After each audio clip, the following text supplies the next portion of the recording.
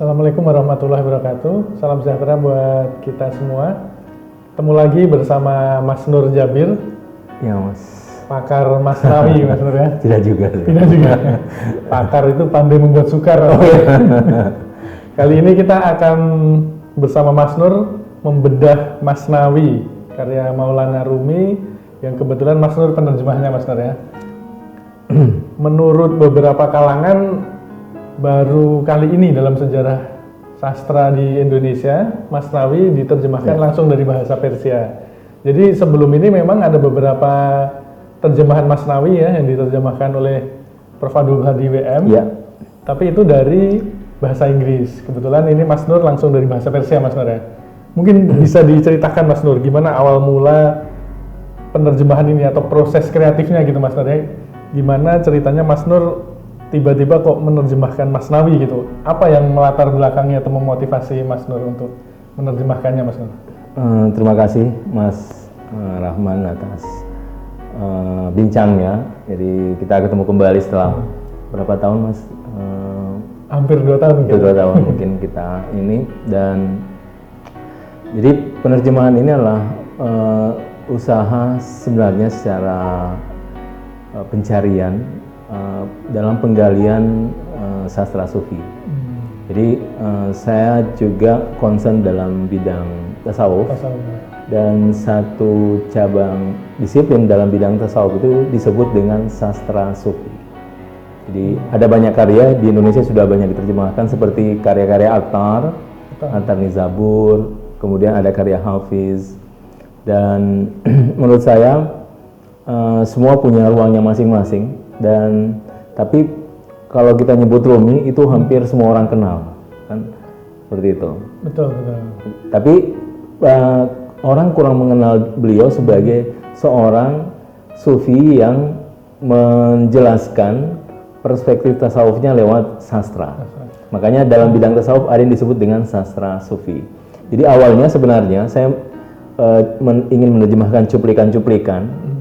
Karena seperti pada umumnya yang banyak itu kan cuplikan-cuplikan karena memang semuanya adalah kisah. Tentu kisah itu kan tidak semua ini ya bisa punya makna sofistik. Betul. Kan tidak semua kisah. Misalnya di sini ada seorang raja yang jatuh cinta kepada budak cantik setelah kisah Nei yang pertama, itu ya kisah kedua.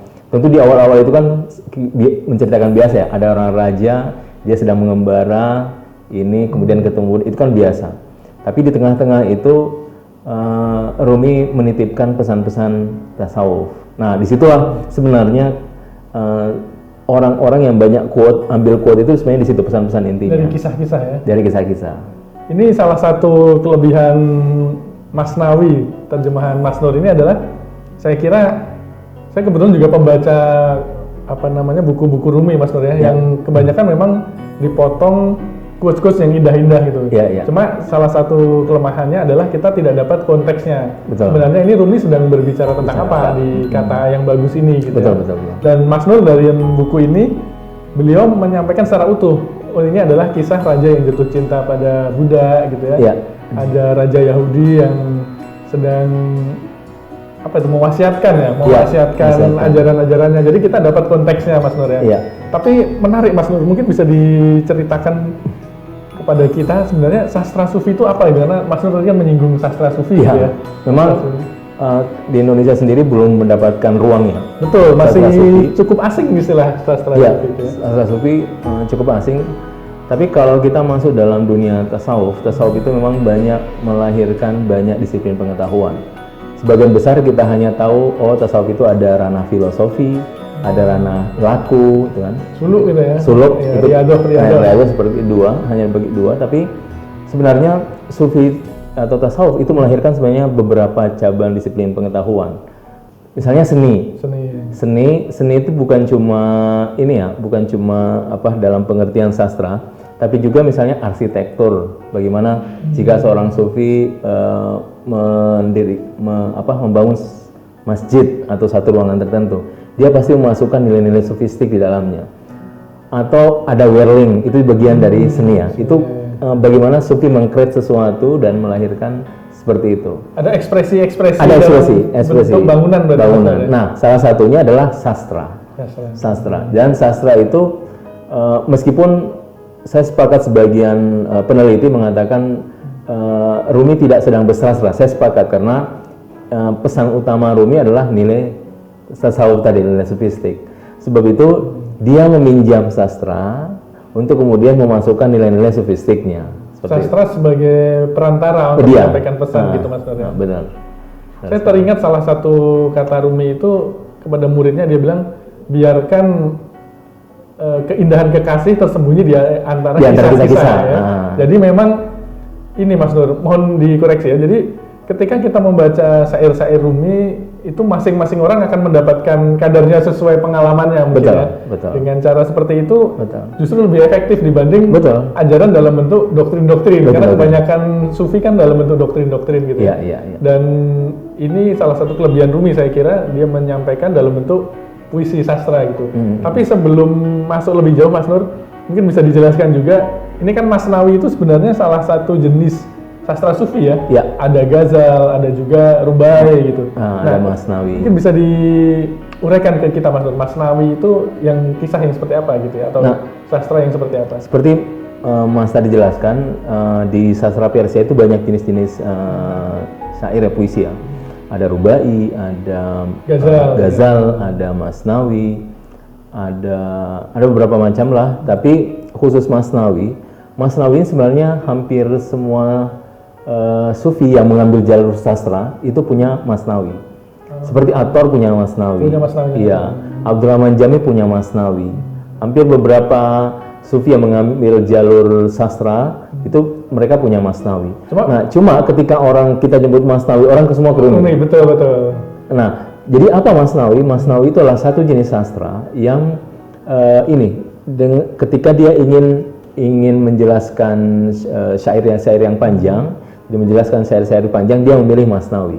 Ya, itu begitu kuat identiknya Masnawi bagi Rumi ya. Ibaratnya kalau orang itu ada naik di kampung gitu Mas Nur ya. Orang naik Yamaha, dia bilang saya naik Honda Jupiter gitu. Dia naik Yamaha karena saking identiknya. Atau ada orang minum apa nih? Yuk beli Aqua gitu. Padahal yang beli merek lain gitu. Karena saking identiknya begitu kuatnya Masnawi ini dengan Maulana Rumi ya. Padahal sebenarnya banyak sufi-sufi yang dia juga bikin Masnawi ya Mas Nur. Menarik Mas Nur.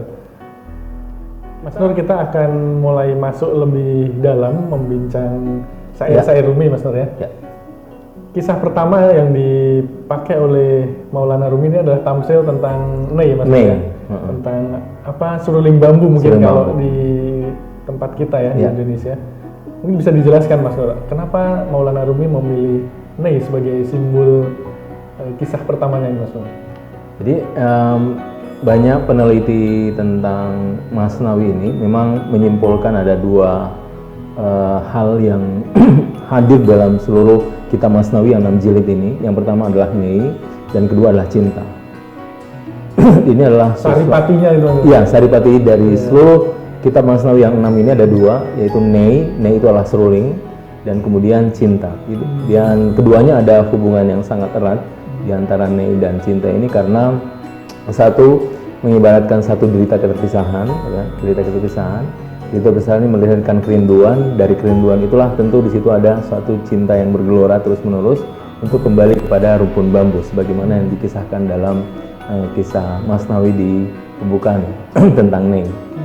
Tapi kalau dari sisi bentuk ya maksudnya bambu itu yang tengahnya kosong itu mungkin ada pesan yang ingin disampaikan oleh Maulana Rumi ya, dengan mengambil kenapa nggak pohon jati gitu ya, atau sakura mungkin yang lebih kenapa harus bambu gitu Mas Nur? Ada pesan apa? Nah, kalau kita masuk Masnawi kaya dengan tamsil, kaya dengan analogi-analogi, dan waktu menerjemahkan saya begitu menikmati setiap analogi yang disajikan oleh Maulana Rumi. Pengambilan analogi itu bukan sembarangan, itu benar-benar tepat dengan apa yang sedang dia bicarakan. Pesannya itu sangat tepat. Seperti Nei. Makanya tadi kan pertanyaan, kok bukan yang lain sih?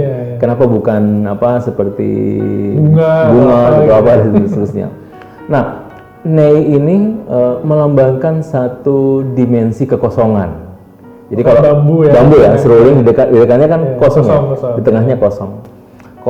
Kosong itu adalah satu identitas penting bagi manusia yang berjalan menuju Tuhan. Jadi kalau kita diisi dengan ego, maka Tuhan tidak akan memanifestasikan dirinya ke dalam diri kita.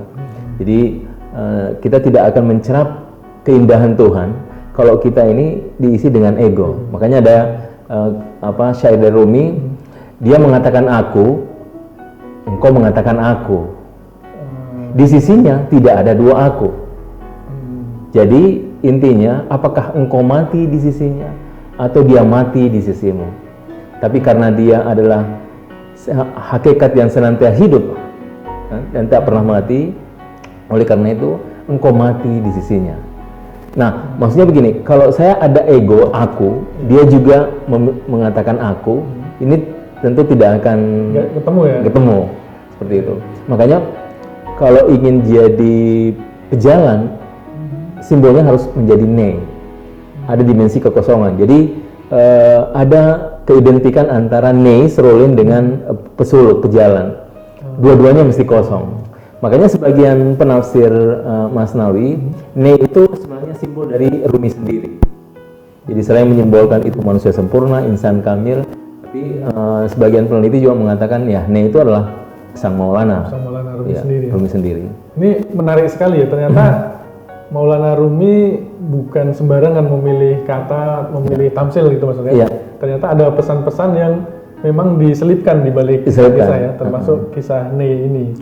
Dan bahkan pemilihan nei sendiri ternyata sangat cermat ya. Ada arti dari bentuk bambu yang kosong tengahnya gitu ya. Tapi kalau kita baca syairnya itu Mas Nur, itu kan Maulana Rumi mengatakan aku ingin menceritakan derita keterpisahan gitu ya. Di bait pertama. Ini sebenarnya apakah dialami semua manusia Mas Nur ya? Kalau kita bicara eksistensi di bumi ini kan kita terpisah dari waktu Alastu ya, ketika kita bersumpah kepada Tuhan gitu ya. Apakah derita keterpisahan ini sebenarnya dialami semua manusia Mas Nur, kalau kita boleh melihat lebih jauh gitu ya?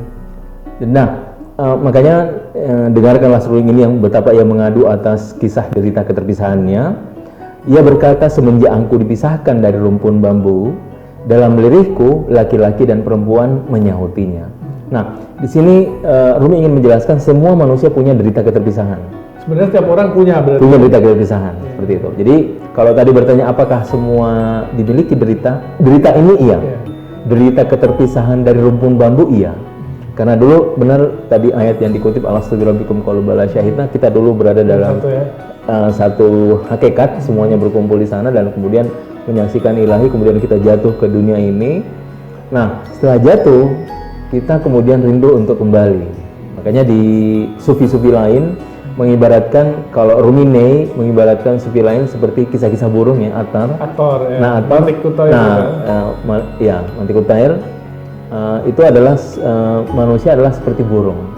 Burung itu hakikatnya di atas, dia terbang di langit. Nah, sesekali dia turun untuk makan. Nah, kita ini karena menikmati makanan kita lupa di atas. Lupa kembali. Iya. Makanya Rumi datang, dengarkanlah seruling, maksudnya dengarkan loh pesan-pesan manusia pejalan ini. Menarik Mas Nur. Kalau bahwa syair Masnawi ini adalah untuk mengingatkan kembali ya ke asal mula. Bagian kalangan mengatakan bahwa syair Masnawi ini sebenarnya juga dalam tanda kutip adalah peta jalan gitu Mas Nur, peta jalan untuk kembali ke rumpun bambu tadi. Kalau menurut Mas Nur gimana? Apakah punya sudut pandang yang sama atau berbeda melihat syair Masnawi ini sebenarnya hanyalah syair atau sebenarnya titian jalan rohani Mas Nur? Nah, tentu titian jalan rohani, cuma maksud saya kita akan melihat berbagai macam paradoks di dalam Masnawi ya. Gimana tuh? Paradoks, misalnya begini, satu sisi dia memuji akal, satu sisi dia agak berjarak dengan akal, seperti itu kan satu dimensi paradoks. Betul. Begitu. Satu sisi dia berada pada determinis, satu sisi dia berada pada dimensi free will. Kita akan melihat paradoks. Nah, Jadi menurut saya apa yang paling penting adalah pesan ini adalah pesan untuk kita belajar bagaimana melihat dimensi diri kita. Jadi saya selalu mengatakan ini cermin untuk melihat diri. Saya sedang di mana? Apakah saya sedang determinis, ataukah saya sedang free will, ataukah saya sedang di sini ya gitu. Iya. Saya lebih asik melihat itu. Menarik Mas Nur. Jadi memang puisi ini bisa dianggap sebenarnya adalah cermin ya. Cermin, dan daripada kita melihat ini pada orang lain, apakah Rumi sedang membimbing siapa, akan lebih menarik untuk melihat diri kita ya. Saya jadi teringat pesan Iqbal ke anaknya gitu ya. Jadi ketika kau baca Al-Quran, cobalah rasakan Al-Quran ini diturunkan pada dirimu. Ini mungkin cocok untuk membaca Masnawi ya. Seolah-olah Rumi menulis untuk kita ya. Ini engkau bercermin lah gitu ya dari Maulana Rumi. Saya kira ini adalah salah satu pembacaan puisi yang sangat tergantung pada intensitas atau konsentrasi sang pembaca gitu. Betul. Sehingga masing-masing orang akan mendapatkan makna sesuai kadar konsentrasinya dan kadar akalnya, imajinasinya segala macam gitu Mas Nur. Sementara begitu Mas Nur, nanti kita akan bahas lebih jauh karena Masnawi ini samudra gitu ya. Sampai kapanpun kita membaca nggak akan selesai gitu. Bahkan kalau saya beberapa kali membaca syair yang sama, kadang yang saya dapatkan berbeda gitu ya, karena suasana hati saya juga pas berbeda. Imajinasi saya juga pas berbeda, jadi memang seperti yang Mas Nur bilang tadi, ini adalah cermin gitu ya. Namanya cermin, kadang wajah kita lagi kusut, kadang lagi rapi ya. Jadi kita nggak bisa menyalahkan cermin juga gitu, karena kondisi yang bercermin juga berubah-ubah. Gitu. Terima kasih Mas Nur atas sharing pembacaan atas Masnawi yang mungkin para pembaca di rumah juga punya sudut pandang sendiri saat berkaca melalui puisi Masnawi. Sekian, terima kasih.